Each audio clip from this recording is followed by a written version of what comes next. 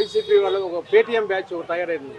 ఆ పేటీఎం బ్యాచ్కి పచ్చ కలర్గా పచ్చ కనపడినట్టు వాళ్ళకి మనం ఎంత అభివృద్ధి చేసినా వాళ్ళకి కనపడదు. ఏది మనం ఎందుకు చేసినా వాళ్ళకి కనపడదు. వాళ్ళకి వాళ్ళు వాగుతూ ఉంటారు. మేము అయ్యేం పట్టించుకోకుండా చంద్రబాబు గారు చక్క పబ్లిసిటీకి కాకుండా గ్రౌండ్ రియాలిటీలకి వీళ్ళు శంకుస్థాపన చేపిస్తారు. వాళ్ళకి మనకు ఉన్న తేడా. వీళ్ళు కూడా వాళ్ళకి ఏం చేయలేదు కనపడుతుంది. మన వచ్చి స్టీల్ ప్లాంట్ ఓపెనింగ్ తీసుకొచ్చేది వాళ్ళకి అది కనపడవు. మొన్న భోగాపురం కదా మేము తెచ్చామన్నారు, అది అయిపోయింది. దగ్గరుండి శంకుస్థాపన చేసుకొచ్చి చూపిస్తున్నారు. వాళ్ళేముంది అవి వచ్చింది ఇవి వచ్చింది చెప్పి ఏం గ్రౌండ్లో ఏమి లేవు.